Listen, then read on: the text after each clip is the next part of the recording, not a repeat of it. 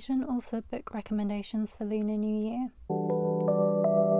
Happy New Year if you're celebrating. Hopefully by the time I finish editing this, Lunar New Year won't have passed yet. I have some Asian author book recs, specifically the Asian authors from cultures who do celebrate Lunar New Year. This isn't a comprehensive list, it's just a few recommendations for a few different genres. Timestamps below for the different genres. I'm going to start with romance and contemporary fiction first. The first book is an oldie but a goodie, Crazy Rich Asians by Kwan.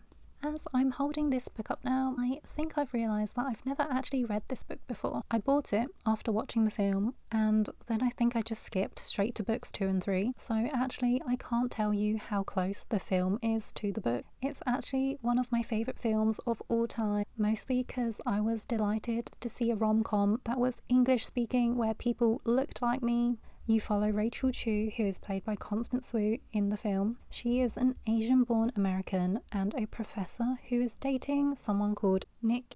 They embark on a trip together to Singapore for Nick's best friend's wedding, and this is where Rachel realises that Nick is from a very wealthy background. She then has to navigate a lot of drama, classism and social judgment, as well as having to face Nick's mother who does not approve of her. Then we have the second book, China Rich Girlfriend, which I did actually read. In the second instalment, Rachel and Nick are actually getting married. Rachel also discovers who her biological father is, who she's been estranged from. The story then takes you to Shanghai, where Rachel is once again faced with more people who are extremely wealthy. There's also the third book, Rich People Problems. I love this series as a whole because there's just so much drama and cattiness. I think these books are really good for the summer. They're really good beach reads. Another romance book I really loved is Twisted Hate by Huang. This is the third book in the Twisted series. I did read the whole series, but this was definitely my favourite. Honestly, I'm not a big fan of smut, but I read this when it first came out during my peak romance era, and I liked this one so much I even tabbed it. This is an enemies to lovers, best friends brother trope. It's kind of hazy in my memory now, but I just remember finding it really addicting. Another rec is Woman of Good Fortune by Sophie Huang. This one isn't a romance, this is more of a contemporary fiction with romance in it. We follow 3 different Chinese women who are all going through something a little different. One is called Lulu, and she's about to marry into a wealthy family, hoping to alleviate her family's money struggles. Another one is a career-driven single woman who faces the pressures of having to find a partner.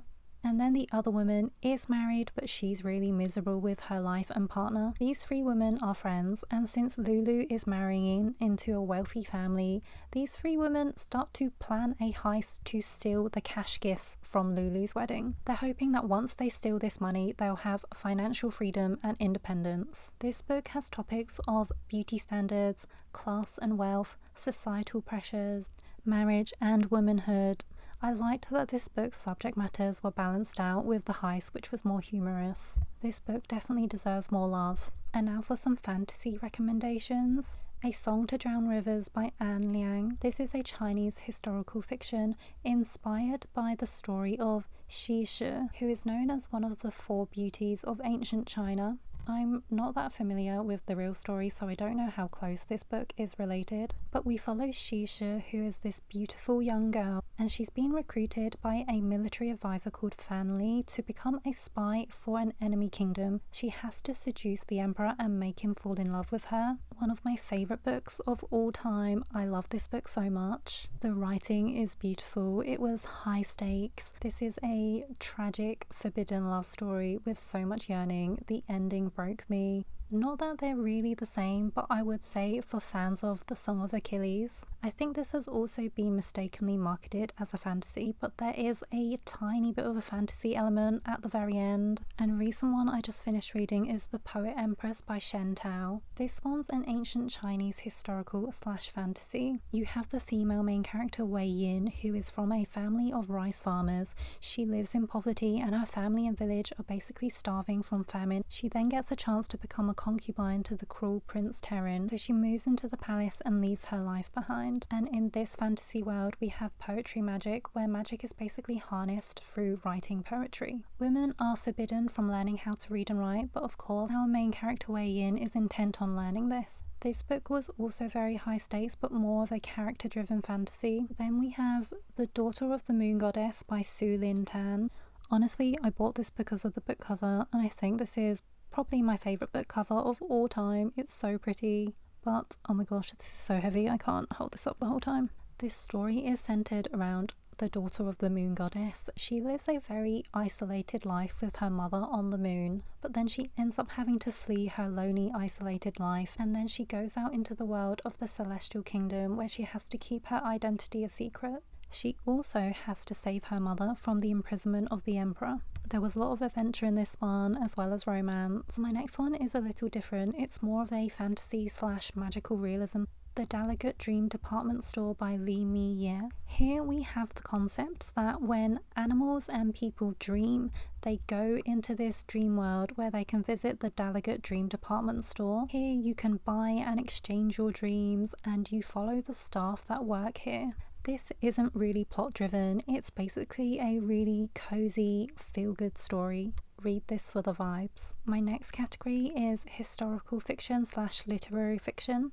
Pachinko by Jin Lee. You might have heard of this one. It's quite well known, and there's an Apple TV series as well. This is a multi-generational story that follows a Korean family who have immigrated to Japan. The family moved there during Japan's occupation of Korea. This story follows the family's generations of struggle, discrimination, hardships, and poverty, and this is a sad, heavy read. And if you like stories that follow different generations, I have another recommendation, which is Wild Swans, 3 Daughters of China by Chang. Even though I've put it in this category, this isn't actually historical fiction, this is just historical and a biographical memoir based on Chang's life. We follow her grandmother, her mother, and herself and their lives in China. We follow the fall of the Qing dynasty and also the rise of communism and all the way into modern day China. This is a pretty chunky book. I read half of it when I was a teenager, but then I abandoned it and I picked it back up a couple of years ago, and I got the audiobook from my library. I definitely do recommend the audiobook just because it's so long. This book was so interesting. It's one of my favourite books. If you're on that side of TikTok, you might have seen those videos where people are going to China on holiday,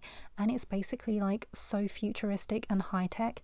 They're living in the future, and it's just so interesting to see the journey from how China went from this to what it's like now. Another historical fiction I really loved is The Lotus Shoes by Liang. This is a debut novel and it came out last year. This story follows a young servant girl who's been sold into a wealthy family. You also follow the daughter of this wealthy family who is really pampered and spoiled. You see these girls grow from children to adults and also their rivalry and friendship.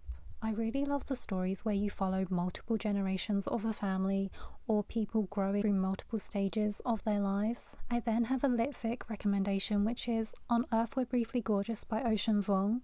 Vuong is a wordsmith. The writing is so poetic. I think this is meant to be semi-autobiographical. You have a character who's known as Little Dog, and he basically writes this letter to his mother who can't actually read English. He talks about his life and his mother's past. It's a story about hardships and struggles and immigration. I'm a mood reader, and I remember when I was reading this, I wasn't actually really in the mood for a book so serious. So I would like to go back and reread this so I can fully appreciate the story. But I do remember it being really beautifully written. The next section is young adult. I'm going to recommend Loveboat Taipei by Abigail Hing. We follow this teenage girl called Eva who goes to Taiwan for this summer program. Unbeknownst to Eva's parents, this program is known for its partying and hookups. This is a coming-of-age story about self-discovery. Exploring the city of Taipei in this book just sounded so fun. This book has actually been adapted into a film that stars Ross Butler, and there is a sequel called Loveboat Reunion. I love this cover so much. I love the drawings. I did prefer the first book, but in this one, we follow the character Sophie, who was in the first book, and this is kind of her redemption arc. You follow her struggles and hardships with money and controlling strict parents, as well as her romance. I've also read a far love story by Lunar Lee. Here you have two teenagers called Lynn and Bao who are from two different rival families, and their families both own phar restaurants. I don't know if my mic is picking up on the rain outside, but it's so stormy. But this was a cute one. And then for the last genre, thrillers and mysteries. Honestly, I haven't read that many thrillers by Asian authors. One I really liked, Yellowface by R.F. Kuang. This is a satirical literary thriller where you follow June, who's a white woman, and she steals the manuscript of her deceased Asian author friend called Athena. And then after taking this story, she kind of rebrands herself. I liked that this was more than just a thriller. There was commentary on racism and cultural appropriation. I'm going to recommend a few books from Jessie Q. Sutanto. She has a psychological thriller called You Will Never Be Me, which follows two mumfluencers. This is about a toxic friendship where the characters become really unhinged, obsessive, and jealous of each other. Jessie Q. Sutanto also writes cozy mysteries. I read Dial A for Aunties, which I did like. It was a fun one. I am actually currently reading Vera Wong's Unsolicited Advice for Murderers, where we follow a 60-year-old woman called Vera Wong who owns a tea shop, and one day she discovers an unalived body. I'm not that far into it, but so far I really like it. It's really cozy and humorous. I just know I'm really going to enjoy the rest of it. I hope I have convinced you to read some of these books if you haven't already. Let me know if you've read any of them or what your recommendations are. Thank you for watching, and I'll see you in my next video.